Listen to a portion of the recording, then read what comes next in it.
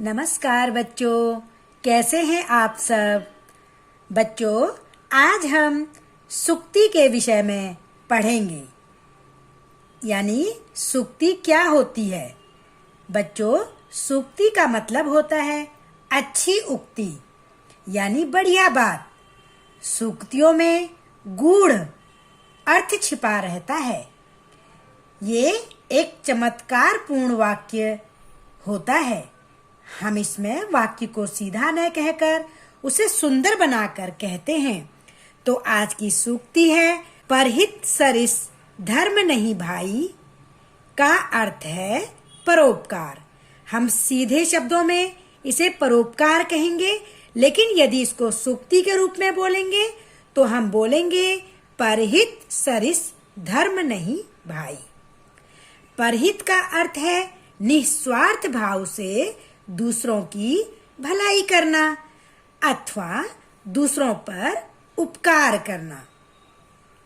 अपने, पराये, मित्र, शत्रु, पशु, पक्षी, कीट, पतंगे आदि के दुखों का निवारण मतलब समाप्त, निष्काम भाव से करना, यानी कि उनके दुखों को बिना किसी इच्छा के, निष्काम मतलब बिना किसी स्वार्थ के, बिना किसी चाह के समाप्त करना ही परोपकार कहलाता है।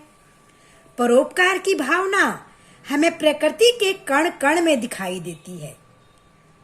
सूर्य हमें निस्वार्थ भाव से प्रकाश और ऊर्जा देता है। धरती भी दोनों हाथों से अन्न लुटाती है और हमारा पेट भरती है। पेड़ पौधे हमें फल, फूल, छाया तथा जीवनदायिनी वायु यानी ऑक्सीजन देते हैं।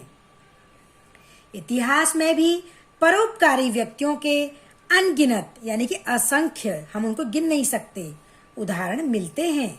जैसे ऋषि दधीची का अपनी अस्थियों का त्याग, अस्थियों मतलब हड्डियों का त्याग, और राजा शिवी का त्याग आदि।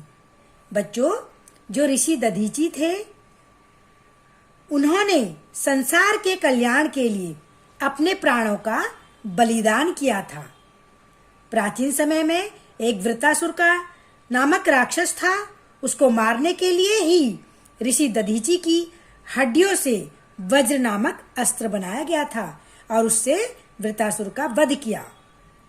इसी तरह राजा शिवी जो थे, इन्होंने अपनी शरण में आए घायल कबूतर की बाज से रक्षा की और उस कबूतर के बराबर अपने शरीर का मांस दान में देकर अपने वादे को भी पूरा किया। तो बच्चों, हमारी भारत भूमि है वो राजा शिवी और दधीची जैसे लोगों से भरी हुई है, जिन्होंने परोपकार के लिए अपना जिंदा शरीर दान में दे दिया। तो परोपकारी का भला वैसे ही हो जाता है जैसे मेहंदी लगाने वाले के हाथों में मेहंदी का रंग अपने आप चढ़ जाता है। अतः मनुष्य को अपने सामर्थ्य के अनुसार परोपकार अवश्य करना चाहिए, क्योंकि जीवन की सफलता परोपकार करने में ही है। इसी तरह बच्चों, इसी से संबंधित अन्य सूक्तियां हो सकती हैं। सांच बरोबर तप नहीं, झूठ बरोबर पाप। इसका मतलब है सीधा अर्थों में सत्य का महत्व। ऐसे ही जैसी संगति बैठिए ते सोई फल दीन। इसका अर्थ है सीधे शब्दों में सत्संगति। अगला है मन के हारे हार है, मन के जीते जीत। इसका सीधा अर्थ है मन की शक्ति। तो बच्चों, आशा है आपको सूक्ति अच्छी तरह से समझ आ गई होगी। धन्यवाद।